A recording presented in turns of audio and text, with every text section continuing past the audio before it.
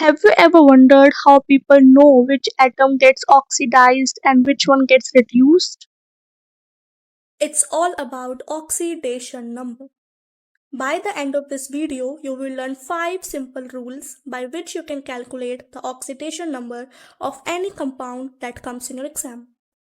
Rule number 1. Any element in its free state has an oxidation number 0. For example, hydrogen exists as H2, so its oxidation number is 0. Oxygen exists as O2, so its oxidation number is also 0. Sodium exists as Na, so it's as a single atom, so its oxidation number is also 0. Chlorine exists as Cl2, so the oxidation number of Cl2 is 0. No matter how many atoms are together, if it is an element by itself, the oxidation number is always 0. Rule number 2. For a single ion, the oxidation number equals its charge. For example, Na plus, the oxidation number of Na plus is plus 1. Mg2 plus, the charge is 2 plus, so the oxidation number is plus 2. Cl minus, the charge on chlorine is minus 1, so the oxidation number is minus 1. Simple. Rule number 3.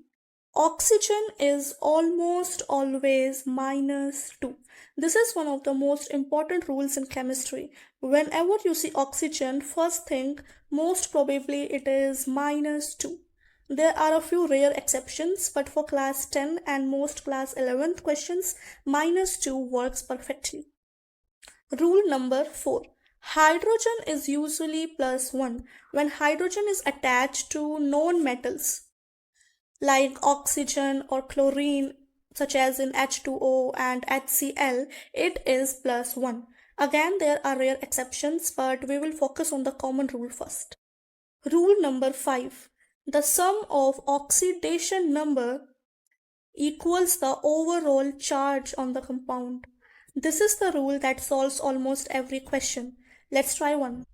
In H2SO4 sulfuric acid, find the oxidation number of sulfur. We know that the oxidation number of hydrogen in most of the cases is plus 1, and there are 2 hydrogens here, so we have multiplied by 2.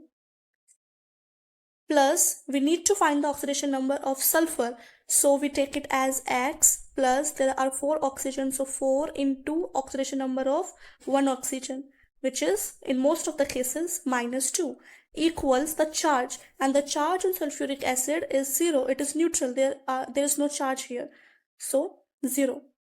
Now let's solve the equation. 2 plus x minus 8 is 0.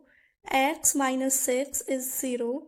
So x is equal to plus 6. So the oxidation state of sulfur in H2SO4 is plus 6. That's it. Another example, find the oxidation number of manganese in KMnO4. So potassium is plus 1, and we need to find the oxidation number of manganese, so take it as X plus 4 into minus 2 equals the charge, and again the charge here is 0. So 1 plus X minus 8 is 0. X minus 7 is 0.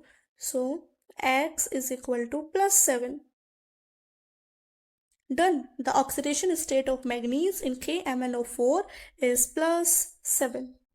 Now, in this example, you need to find the oxidation number of oxygen.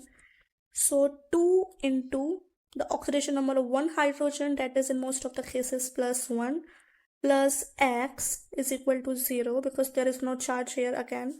So 2 plus X is 0. X is equal to minus 2. So the oxidation number of oxygen in water is minus 2. Now in this example, find the oxidation number of nitrogen. So take it as X plus 3 into 1, 0. X plus 3, 0.